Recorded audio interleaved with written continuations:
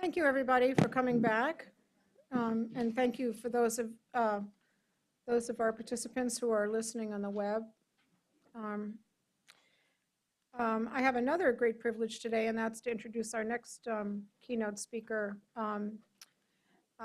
Jeff Levy. And again, we'll be brief with our introductions here. We're very greedy for the content and the discussion, and we're hoping that you'll all take a chance to look at people's bios to get more of a sense of their accomplishments. But Jeff is the executive director of the Trust for America's Health, which leads the advocacy efforts on behalf of the public health system. He oversees their work on a range of public health policy issues, including implementation of the public health provisions of the ACA. Jeff has also been appointed by President Obama to serve as a member of the advisory group on prevention, health promotion, and integrative and public health, which he chairs. So we're very fortunate that he's made time in his busy schedule to join us early this afternoon. He's supposed to be in another meeting at the same time, and we're very lucky he came this morning and is here to speak with us. So I'll turn over to Jeff, and then again, we'll have some time for all of you to have a discussion with him. Thank you. Thank you very much, and I'm really happy to be here and really glad that I chose to be here all morning to hear the setup, because I've been busy scribbling and changing a little bit of what I'm talking about.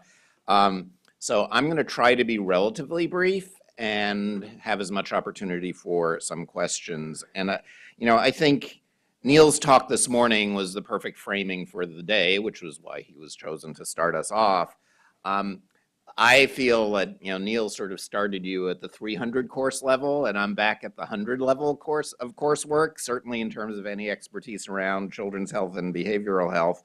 But I guess sort of the framing that I would offer is that I am thinking in, I do day-to-day policy work, day-to-day advocacy work, and trying to make the system one step at a time, or maybe several steps at a time, move in the direction or toward the vision that Neil articulated. And so I'll be focusing a lot on sort of what some of the current policy options are that are in play that can either be better tailored for kids, and particularly around behavioral health for kids, but in a general sense are, I think, providing us some interesting opportunities.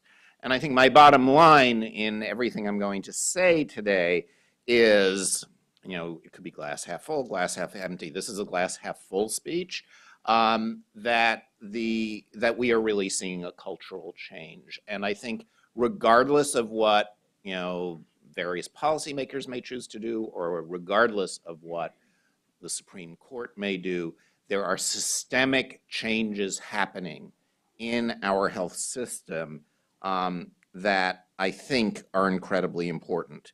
Among those changes, and I will come back to these as themes today, are that we are thinking beyond the immediate physical health needs of individuals. Prevention is increasingly, not sufficiently, but increasingly validated and supported. Social determinants are increasingly recognized as an important part of the health discussion. When the Center for Medicare and Medicaid Services tells states, as part of the state innovation model grants, they need to address population health, including social determinants, that is a cultural revolution of some kind. What it ultimately means, is a different story, but that in and of itself is important. We're also beginning to test structures that think very differently about what constitutes a contribution to health, and is allowing the braiding and blending of resources and programs that will think about what individuals need rather than individual silos in the system think they need. But we're a long way to making that work seamlessly, and we're a long way from addressing what was raised earlier of the wrong pocket issue of how do we make sure that investments upstream, that the people who gain from those investments upstream actually help pay for those.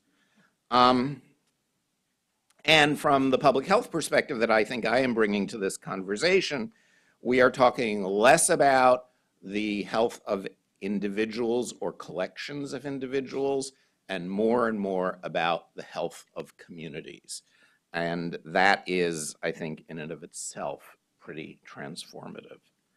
So with that as an overview, I'm going to dive in a little bit here and talk about, the frame for my talk is really about population health. So this movement toward population health and what does it mean and who does it mean and what does it, how do we actually implement this? I think there were several remarks earlier about, this means many different things to many people. And to me, we could spend a lot of time, and we in the public health world spend a lot of time arguing over who has the correct definition of population health. But to me, what it really means, regardless of your definition of population health, is that no one can do it alone. And it means that you have, from the perspective of the health care system, it means that you can't achieve your goals inside the clinic unless you are also linking to and addressing the conditions and opportunities that occur outside the clinic. And so whether your definition of population health is an individual clinician's patient panel or a health plan's members or a public health agency's geographic community, or an advocacy group's special population, it doesn't matter.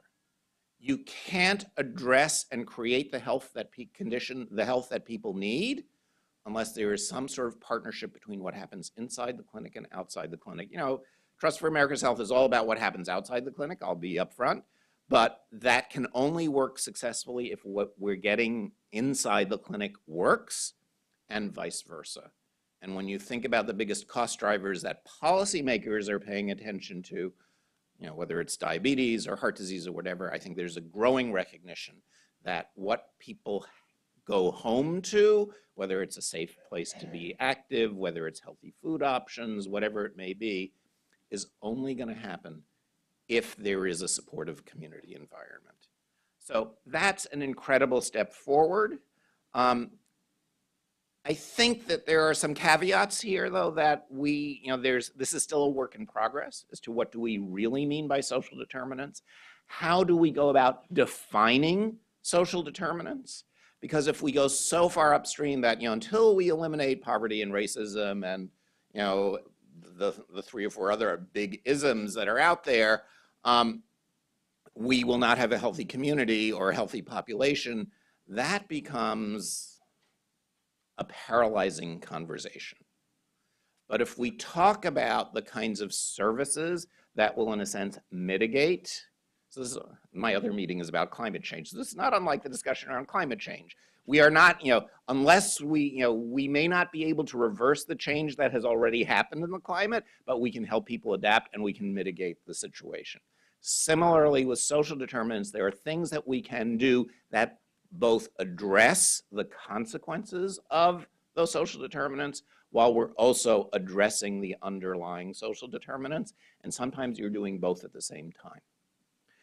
How that fits into health, I think, is the continuing dialogue and a continuing struggle, because there are legitimate questions about how much of a health dollar should be going for social determinants, and a concern on the social services side. We may say we're underfunded on the health side, and they look at the health budget and say, you guys have a lot of money, why are you coming to us to help things out? So figuring those things out, I think, are going to be important. And I also like to talk about the social and behavioral determinants of health as cost drivers. And I say that for 2 reasons. One is the very narrow one, that if we aren't addressing behavioral health issues, then even as we're thinking about traditional chronic physical disease conditions, people are not necessarily going to be adhering to their medicines and all that sort of thing. So that's a very narrow definition of it. But I also think of it in terms of, the best example I can give is the work that I do. I come out of HIV. the work that I continue to do around HIV, around some of what are the social determinants of risk, for example, among young gay men. And, those really are, and why do we, and how do we end up addressing them? Well, increased, there's poverty, and there's homophobia, and there's higher rates of adverse childhood experience, all those things. We can begin to address those underlying causes, but in the meantime, that results in behavioral health issues that we need to address in order to prevent the physical condition of HIV. And so there are behavioral health issues that are in between the social determinants and some of the physical health issues that perhaps some policymakers are more concerned about, and it's a way of bringing up those issues. Finally, I think population health requires partnerships among all of these various players, but it also is important to keep in mind that we should be thinking not just about targeted interventions for those who are at greater risk, but also universal interventions, those policy and systems changes that make the community healthier for everyone. So we're going through a very difficult period of transition. And so how these questions are going to be resolved is still up in the air, but there's a lot of resources and a lot of exciting things happen. So we're moving from this focus on individual health to the health of a patient panel, and now to the health of a community. The systems and financing incentives are lagging behind some of those policy declarations, and we have to figure out how to get them in sync, because if we aren't figuring out the financial incentives, we're not going to get large-scale change. I think we have to ask ourselves if a shift from volume to value is sufficient, because what we value varies depending on where we sit. Certainly, as you've heard several times today, or about kids, the time frame for kids is very different than the time frame of the traditional CMS demonstration, let alone the probably shorter time frame on the commercial side of shareholders who want to see a profit and a return on investment in the next quarter, not in 3 years. What is being valued, I think, matters. Is it less illness, or is it well-being, including mental health? And I think that's still a debate, and in part because we haven't spent a lot of time measuring that and knowing how to cost out, in quotes, what it takes to establish that sense of well-being. And I think there's also a question of who is valued. And this gets to the discussion earlier this morning, around Neil's talk about, a lot of the reform focus is around Medicare and duals. Very, relatively speaking, as a share of that CMMI pie or the share of any of the pies, is there an emphasis on kids in the system? And there's one other question or transition that we're in that I didn't have here, but I was reminded of in the discussion this morning, which is who delivers the care, who produces the care. When we're talking about care teams, are we only talking about licensed providers, or are we also talking about people from the community who can contribute and can offer a different kind of value, but a tremendous opportunity to influence health?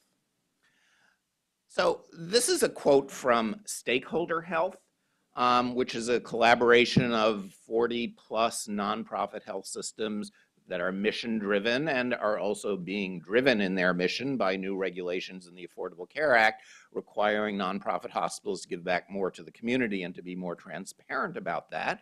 But it's worth reading because this is in a sense a recognition of what they're calling socially complex people in the community environment, that the mission of the health system is changing and that there are some leaders at the forefront thinking about this. It is not possible to achieve these aims, referring to the triple aim, without focusing on a fourth dimension that is embedded in all three: to reduce and ultimately eliminate the profound health disparities in many of our urban and rural communities.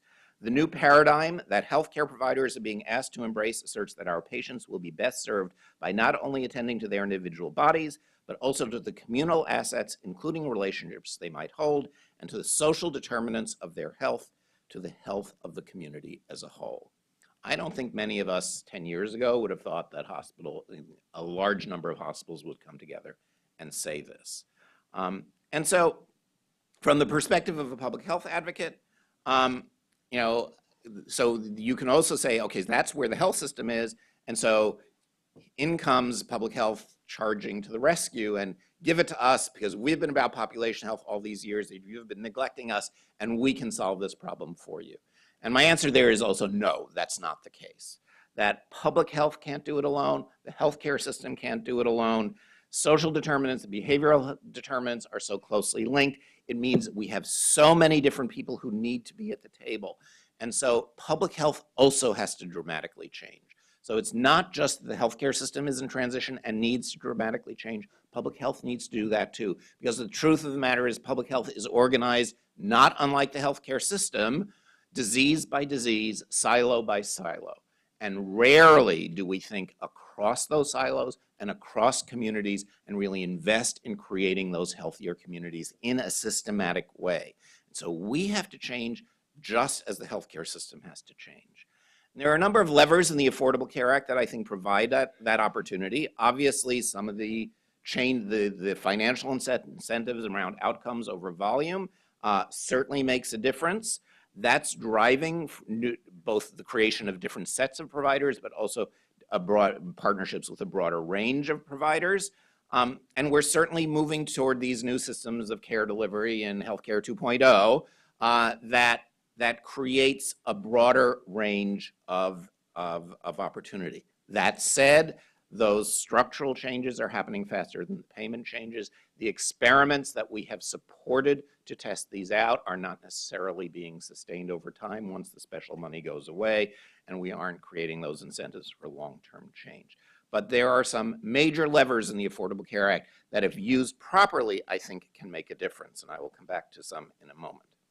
But then there are the less visible levers in the Affordable Care Act, and those I think are around the prevention section of the Affordable Care Act. It created a national and creates this larger notion then of what creates health and who should be at the table as we think about what creates health. So the National Prevention Council was established. It is now comprised of 20 federal agencies and offices chaired by the Surgeon General. So yes, it's HHS, yes, it's VA is running a large health system, DOD is caring about the health of their troops and running a large health system, but it also includes housing and urban development and transportation and EPA and even Homeland Security, all who have different perspectives and different lenses on what contributes to health, but all being told that prevention is now part of their job. I chair the advisory group to that council. And I'll come back in a moment to what the Prevention Council has done. But in addition to the Prevention Council, we have the Prevention and Public Health Fund, which is $1 billion mandatory funding stream that's available every year, minus sequester, to address, well, I'm in Washington, I have to point that out. It's $73 million every year we lose. To support prevention and public health programs that's increased the capacity and particularly increased our capacity to do community-based prevention programs.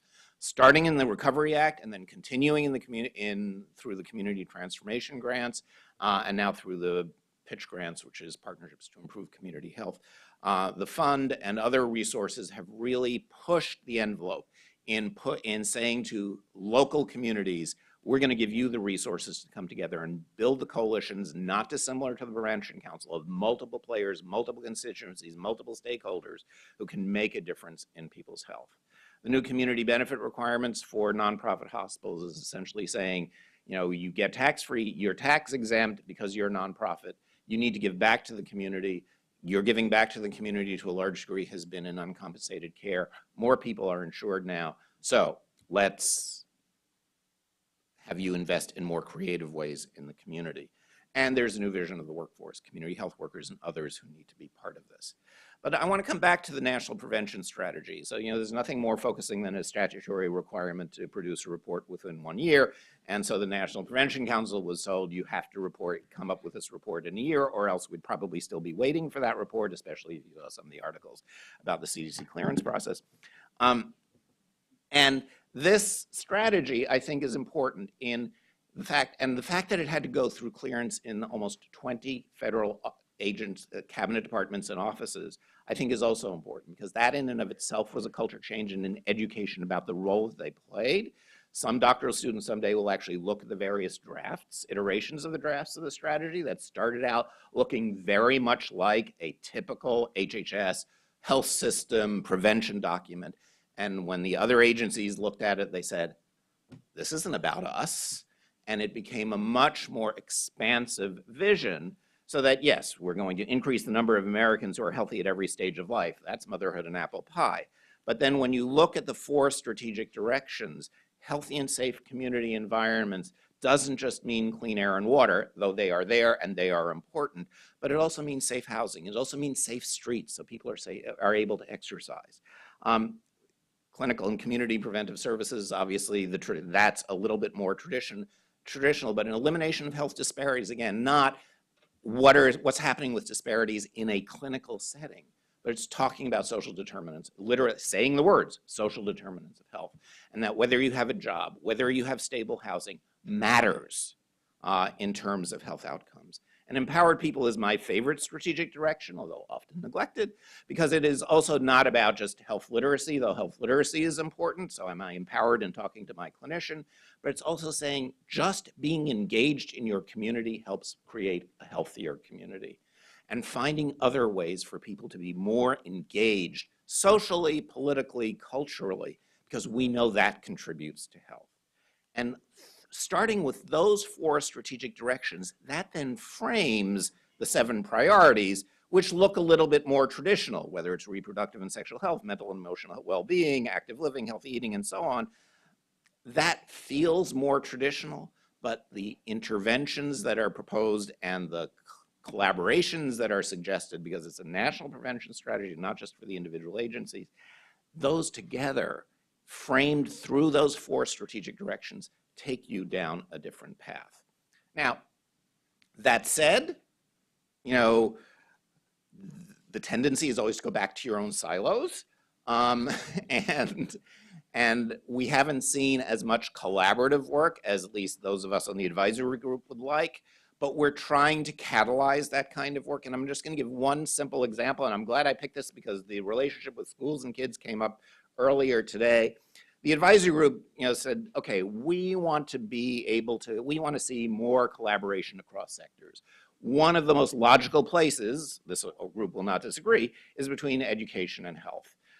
It's the easiest case to make about the co-benefits of working together. It's a little bit more of a stretch in terms of the core mission of some of the other agencies, but we can make those arguments. And it's been part through the National Prevention Strategy, for example, that Housing and Urban Development now has as part of its mission statement that they're improving health. But education and health is the most direct, and so through a complicated process that I will spare you, the advisory group spawned a separate group called the National Collaborative on Education and Health. I co-chair that as Trust for America's Health with Rochelle Davis from the Healthy Schools campaign. We've looked at some issues around how schools and the health system come together. So what does the new change in the free care rule, for example, mean for schools and the relationship to being able to deliver health services? But we're also focusing on the issue of chronic absenteeism. And I have stolen 2 slides from Hetty Chang from Attendance Works, who is this force of nature behind trying to raise visibility around the issue of chronic absence, not truancy, but chronic absence, as a predictor of education outcomes. So kids who miss more than 10% of school, especially in the early years, are less likely to graduate from high school. And if we can intervene early, a public health concept, intervening early, get the data, capture those who are in trouble, and do something for them, we can actually make a difference. Some of the key factors behind kids being chronically absent are chronic disease, asthma in particular, lack of access to health or dental care, poor transportation, trauma, and no safe path to school. So from the perspective of the National Prevention Strategy, this is wonderful because it brings in 5 or 6 federal agencies. So we actually have participating in this working group, in the collaborative, HHS, education, transportation, EPA, ONDCP, all because they have a role to play in addressing these issues. And we have a perfect example of how important it is to show that if we're not addressing health issues, kids will not perform better. If we're not addressing some core social determinants issues, kids will not perform better. And we also know from the health perspective that if we don't improve those education outcomes, all the tinkering we do in the healthcare delivery system is going to be negated. So this is just one example of the kinds of thinking differently about who needs to be at the table that I think the ACA is driving us to do. That's much more policy oriented, but there are also some incredibly exciting experiments that are happening in the healthcare system. And I have a bunch that I could go through. You heard some really good examples this morning, so I'm only going to focus on one because that is the launch pad for those accountable health communities that Ellen Marie Whalen mentioned in passing, and I will talk about a little bit more this morning. So in Hennepin County, they got a waiver, an 1115 waiver to do an early Medicaid expansion before that went into place. And instead of creating an accountable care organization to provide Medicaid services for these adults, they created what they're calling a social accountable care organization. And by doing by that, they meant that they would create essentially seamless system that integrates social services and healthcare services. So if you show up in the healthcare system and you have a problem with stable housing, you can get linked to the social services that the county provides. If you show up on the social services side and you have a healthcare need that needs to be addressed, you can get that referral because the data systems and referral systems are pretty well integrated. What they've also done is they've brought everyone together under the umbrella of something called Hennepin Health. So an integrator organization is this Hennepin Health that's bringing the county hospital, the county community health center, the county-run social services agencies, all together saying, so what else is missing? And since they negotiated a capitated rate with CMS, they can take some of their expected savings, and they are taking the risk and investing in creating new programs. Sometimes it's very health specific, so an outpatient oral health clinic, because people are showing at the emergency department with dental issues. They created a sobering center. So people were showing up at the emergency room to sober out. Now that was a good thing for the health side, but it was also a good thing for the county sheriff because fewer people were showing up in jails to sober out. That's an alternative to the emergency department for sobering out. So they've been able to capture savings, they've been able to reinvest, they've been able to show that providing these broad range of services can be helpful both on the health side and on the social services side. Now, what was unique about this was that you had one entity, the county, taking the risk in all of these areas. So you didn't have that wrong pocket issue. What CMS is saying they are going to test in a forthcoming FOA, and I would be the last one to predict when that's going to come out, is that they're going to try to test whether we can replicate that approach in the more complex structures that we tend to see in the average community. But if you support an integrator organization that brings all of those players together, makes sure services are coordinated, identifies needs, tries to find the resources to fill those gaps, whether it's healthcare gaps or social services gaps, create the data infrastructure so you really know what's going on, does this make a difference in terms of health outcomes? I think we would all hypothesize in this room that it would, but it's actually something that it would be really nice to know. All of these experiments have several things in common, whether it's the ones you heard earlier or the several I could have gone through today, that there was leadership that was visionary, that there was some sort of integrator who could bring multiple funding streams to the table and braid them, if not blend them, that there was a source of data and a good data system across the system, and that there were startup funds. What we don't know yet is whether any of these have sustainable long-term financial models, and that's the big unknown. There's also there isn't time to go into this, but there's a much broader notion of other people coming to the table saying health is part of our core mission, whether it's the Federal Reserve in their oversight of community reinvestment requirements of the banks, whether it's the Internal Revenue Service being more stringent with around community benefit oversight for hospitals, Internal Revenue Service, one of our nation's public health agencies. I know you think of that every day. And the Chamber of Commerce, who's increasingly becoming a player in promoting their local chambers, catalyzing community-based prevention efforts. And these are all being done not as an expression of health in all policies. Because health in all policies always worries me as a concept, because it sounds like we're going to others saying, help us achieve our mission. Because these people are coming to the table recognizing to achieve their vision of improving, for example, the economic climate in a community, they have to think about health, and therefore they need to partner. And that's a much more sustainable partnership, and I think a much more valuable one. Where it leaves us, I think, is that we are, to some degree, coming together. We don't always get to control, and that, I think, leads us to my final comments, which are around what this means for public health. Public health is used to doing and fixing problems. I think the vision for public health going forward is really one as a chief health strategist, as creating partnerships, as catalyzing partnerships, as bringing people together.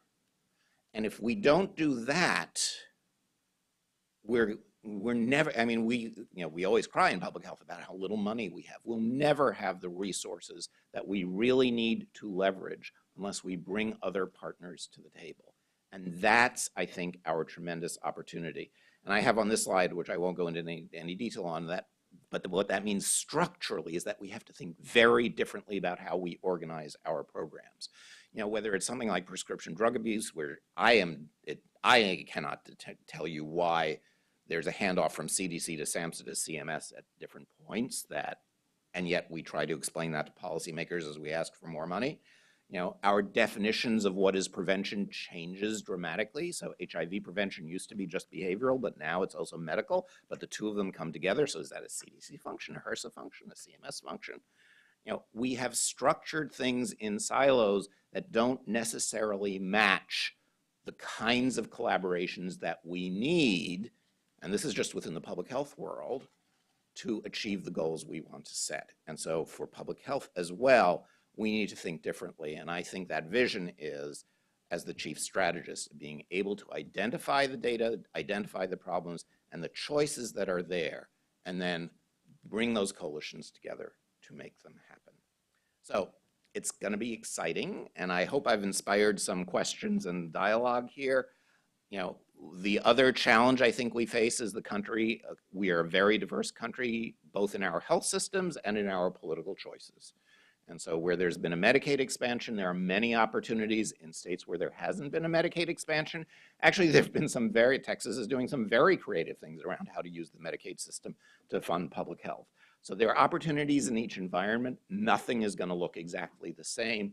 How we inspire that change and support that change from the federal level so that as many opportunities are taken locally and that we learn enough so that it can filter back up to federal policy, I think is going to be a challenge.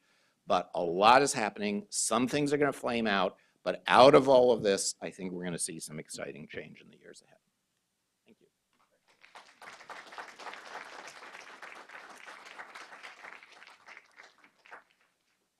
I'm happy to answer questions.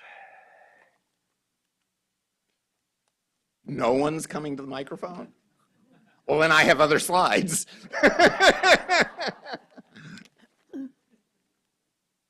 When you go to the microphone, if I could just remind you, please, to introduce yourselves. Just so you're not offended, I'll say something. Early in your talk, you kind of said, well, you know, we can't deal with things like poverty. And then you talked about social determinants, and then you talked some more about social determinants, and then you talked some more. I thought that what David Shern said this morning was sort of apt about when we learned that cholera was caused by contaminated water. It led to about a 70-year effort to improve sanitation that really had an effect. And I think that what was presented this morning about the harmful effects of stressful environments on brain function, on cardiovascular disease, and so on, is kind of a game changer. That it's no longer just too bad if kids are in poverty, it's actually a public health problem. Mm-hmm. And I think that there's the potential, thanks to that, to actually make public policies that affect poverty something that we can move on much more than we did. I know that the political situation is such that everybody says it's hopeless, but I think it's a little bit perhaps like taking the cork out of a champagne bottle. You push it up a little side, you turn it, you push it up, and suddenly there's a big change. I think that that may be possible, and that all of the discussion we're having lays the groundwork for it. Oh, so I agree with that. But I think there are things that we can be doing. It was partly rhetorical in saying, until we eliminate poverty, we can't be healthy. There's a pathway to eliminating poverty, and a lot of the things that I talked about, not just mitigate, but also move toward limiting poverty. I mean, part of, I did mention part of the Hennepin model is helping people get jobs. How much better can you get? How much more direct can you be? One of the examples I did not give from Truman Medical Center, they opened a bank in their hospital because their low-wage employees, they found out, were using same day, using check cashing services. And that bank ended up, they didn't open a bank, they got a bank to open a branch in their hospital. That served not only the low-wage employees, but also the neighborhood in which that desperately needed banking services. So there are all sorts of things. It's the going to zero that I think is the problem, is the challenge. And so if we can define steps along the way, I think we can get people to see shorter term returns that I think ultimately get us there. I just wanted to, so we talked before about incentive alignment, and I wanted to sort of raise the question of, sort of structurally speaking, whether perfect incentive alignment across all systems towards prevention and public health mixed with coordination and public health as strategists would be sufficient to get would be sort of sufficient to address our needs when, I guess at times they get more complex, like Seattle Social Development Project is like a very complex program that is sort of looked as a best practice, but sort of required like an outside intervening body, University of Washington, to come in and sort of set this up. And I wonder if we could accomplish those sort of larger projects through the perfect incentive alignment and coordination, or if that would be challenging, and especially bins that no group is currently looking at, like racism and sexism and really systemic issues, and if it would require more fundamental structural change than incentive alignment and coordination. So that's a huge question. But I think what's gonna happen is that there are different levels of readiness in local. So many of these decisions are being made in a local political climate. And I think there's different levels of readiness for having those kinds of conversations. And, we all point to Washington State as the example, and then how do we replicate that? I'm not sure. You need a different kind of, a generational shift in how legislators perceive their role and how they're willing to accept information. But I think it gives us a good example of, it does tell us that ultimately we can begin to create that alignment. I think it's a stepwise process, and I think some of it is going to be motivated in the outside world, outside world as in out. Ooh, that was a very Washington comment. In sort of the non-governmental sector, rather than within the government sector, to begin to show that that works and that it is less scary than perhaps people in the government may perceive it to be. Because there's incentive alignment within the health system and in the social services system, and then there's the incentive alignment in the political process here in Washington. And that incentive alignment is still very siloed and still not working towards that kind of alignment that I think you are envisioning. And that's a lot of work that needs to be done, which is why we have to find a way to do this in a stepwise progression. And it's sort of why I talked a little bit about the behavioral determinants of that result from social determinants, because I think people may be able to put their arms around that, even though by addressing those behavioral determinants, you're getting at least mitigating some of those social determinants. Are you in line there? I am now. I'm sorry. Okay. Okay, because it seemed like a very unpopular microphone. Okay. Yes. Go right ahead. Everyone's on that side of the room. So I'm Shika Anand from the National Institute for Children's Health Quality. I agree with all the progress we're making around organizing communities around the healthcare system. That's a lot of what we've talked about today. I'm curious if there are any bright spots that you've seen around incentivizing providers to treat the socially complex. I work in a health center. I get paid this, well, I don't ever get paid, but my health center gets paid the same for a kid who just came from Haiti and has a trauma-informed past as it does for a lower middle class kid who's really a quick 10-minute visit. And until we address that, I think we're still going to be really stuck. I think that's true. I think, and I think Ellen Marie would be the one who would be better able to answer that in terms of the degree to which there is some creativity happening. But that sort of creativity has to be actively incentivized.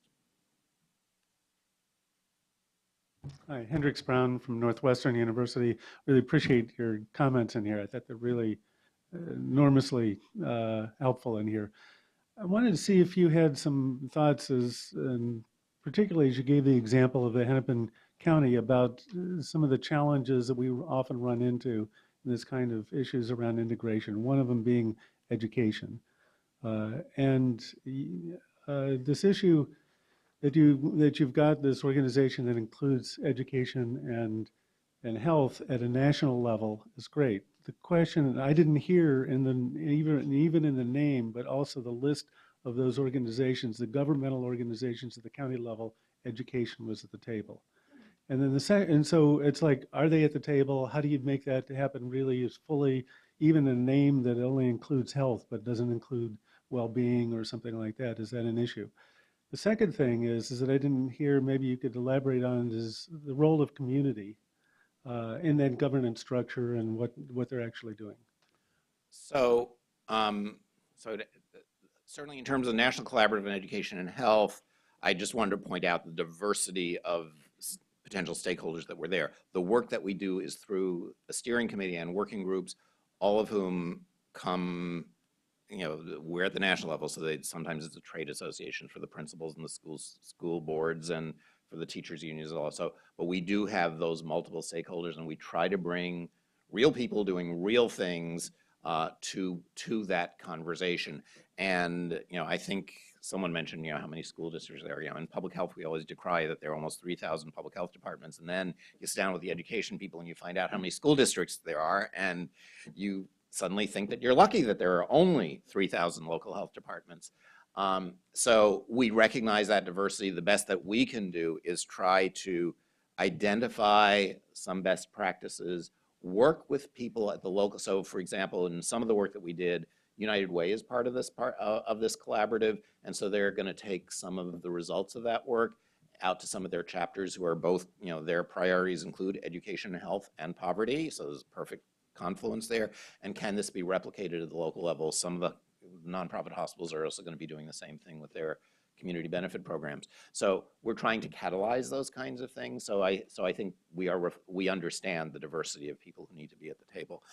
In terms of this larger sense of community, I'm not sure it's through the education and health collaborative that I would point to that model, but I think in the work that so many of us have done around how do we rethink public health programs to move away from this siloed disease approach, whether it's communities putting prevention to work, or the next iteration that was community transformation grants, or the current iteration that's partnerships to improve community health. We're really trying to set that larger table. And in fact, the folks at CMS actually point to those prior efforts, which really are bringing multiple stakeholders to the table, as a potential launching pad for some of these accountable health communities. And philanthropy has been very aggressive in trying to make that link. I'm David Hawkins from the University of Washington. And my question, You have all the answers. So you I shouldn't do have a questions few of me. answers, Washington but has they're- all the but they're- answers.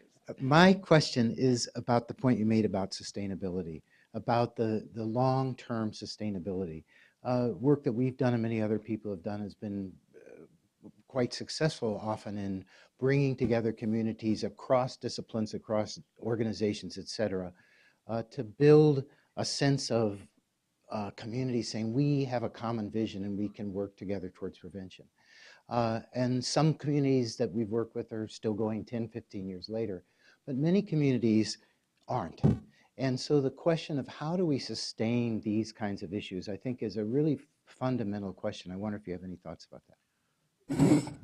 It is perhaps the fundamental question, and I think it goes back to incentive alignment, and I think what it is that we are rewarding. You know, and therefore, again, what pockets are at the table that we can be picking or putting money into. Because when you think only about the healthcare system's incentives, so much is about driving down cost. And yes, also improving outcomes, but let's be honest, it's a lot about driving down cost. If some of these interventions actually do reduce cost, will we continue to have the resources to sustain those interventions over time so we continue to see those savings or replicate those savings with the next generation of people who come into the system? That's not clear that we've figured that out. So that just within the healthcare system is a fundamental issue.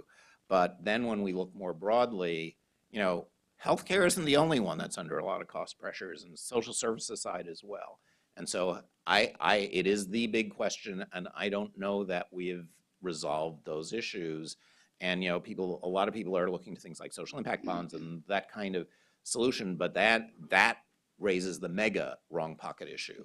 And whether we can say, you know, by doing this intervention, you know, we're going to reduce crime rates 10 years from now, therefore have the county jails kick in to this social impact. We're a long ways from that sort of thing happening. So it's a fundamental issue. I'm going to take just one more question, and I'm sorry to do that, but we are going to need to move on. So, Okay, just a quick comment that the one place where we don't have public health by chronic disease is in the maternal and child health area. At least there is a block grant. It's woefully underfunded, but at potential. My question is the population measures. Could you just comment from your perspective, now doing population community health? Where are we in that part? So I guess, yes, we have a block grant, but I worry about block grants are not always the answer, because there's also then a question of accountability. And, you know, some states will do wonderful things with it, other states will not. And my experience with block grants is that we don't always have the level of accountability that we need. You know, back in the Clinton administration, there was a proposal for something called performance partnership grants. So in exchange for meeting certain outcomes, you had more flexibility in how you spent your money. And I would be inclined to go in a little bit more in that direction. I think we are still in a quandary about those population health measures, and I started having a panic attack when someone started talking about the development of the Healthy People 2030 measures, in part because, you know, it's quite a process, but also because when you look at healthy people, we have hundreds and hundreds and hundreds of measures. And that becomes unwieldy, I think, in terms of influencing policy. And yet I scratch my head as much as everyone else does here about, you know, so what are those true handful of measures that we would want to use to measure a community's well-being or a community's health? And I think, you know, there's still some important work to be done there. Further research is needed, and that's a perfect place to end a discussion.